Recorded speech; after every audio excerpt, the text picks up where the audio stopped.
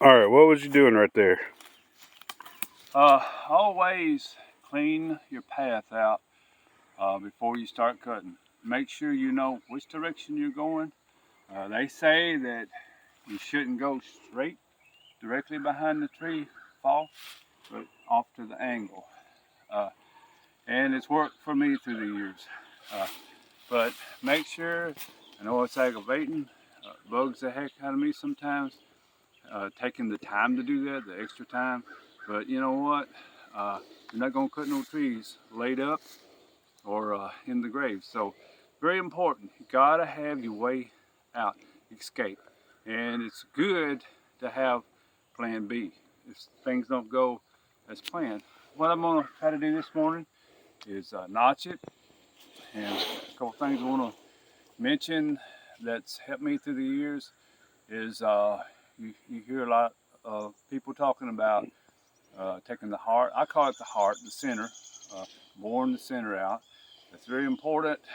If you don't do that, the likelihood of you splitting the tree is high. So here's the way I do it. Not necessarily the right way, but it's what works for me. And it's kind of a shortcut, and it does work.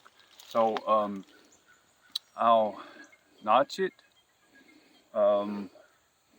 Well, really, I notch the bottom first, or I make the first cut on the bottom. So what I do is make that cut, and I'll pull my bar in and bore in like that, and never stopping my chain, and then come out, and then notch it.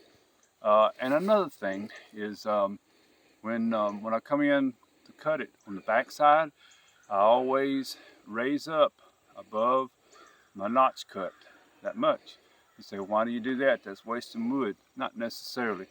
The reason I do that is that allows, in other words, helps prevent it not to split because it's more forgiving. If you cut, say your first cut is here in your notch, and you come in straight to that, and I used to do that. I was particular about wanting everything to look good.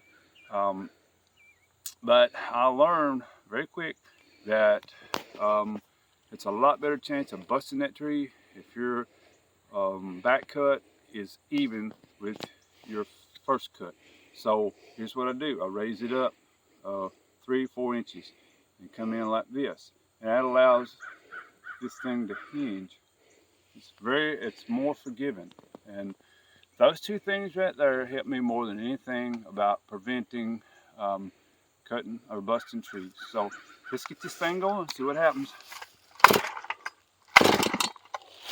There's a white oak. Yes, I gotta turn it. Yes, white oak. Guess I gotta turn the key on, right?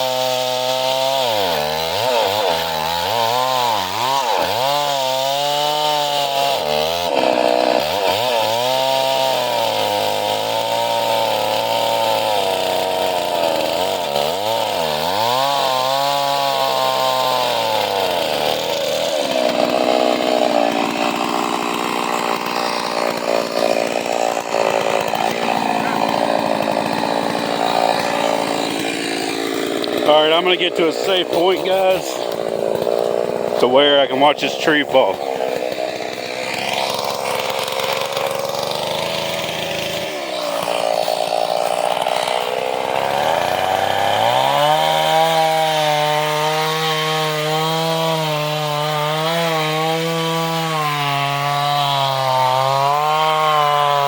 notched it on the front, so it should fall forward, we're hoping.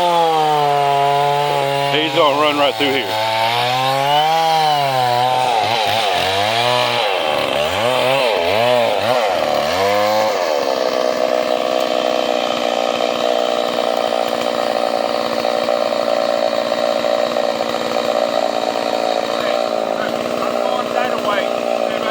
Alright.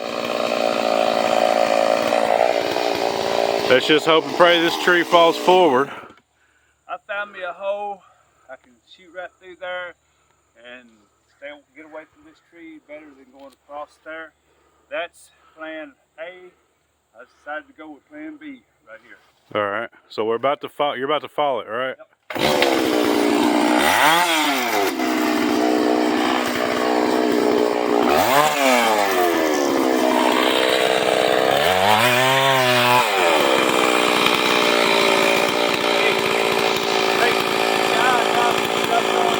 Alright.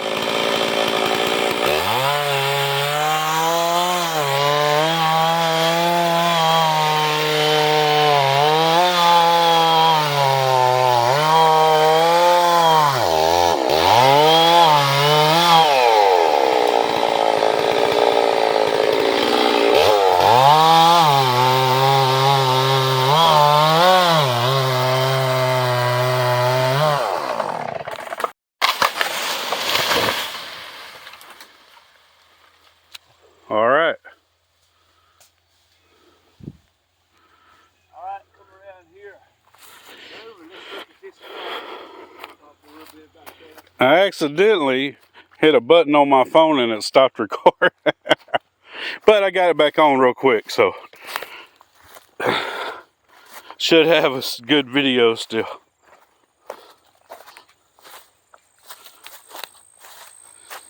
Operator error. Alright, here's the tree. Nice tree. Nothing too huge. Alright. You can see what I'm talking about here.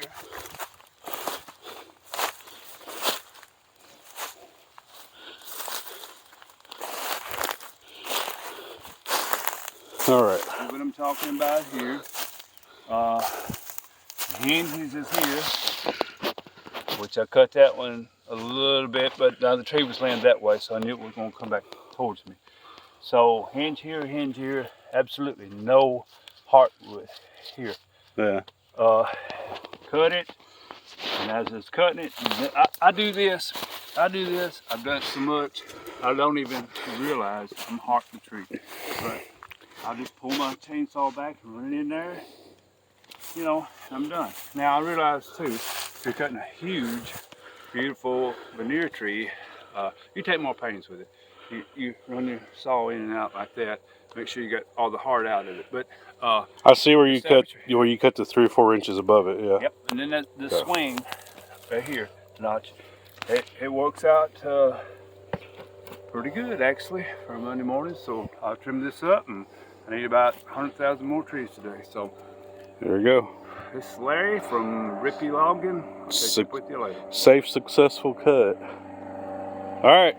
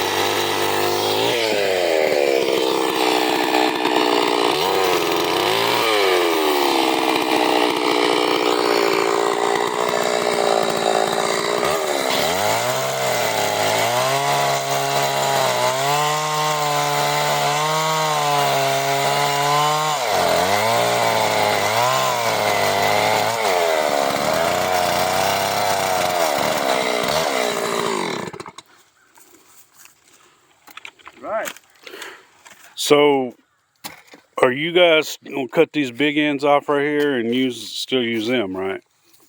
Well, let's go in the pallet, and that's grade logs up there on Right. the butt Yeah. end of it.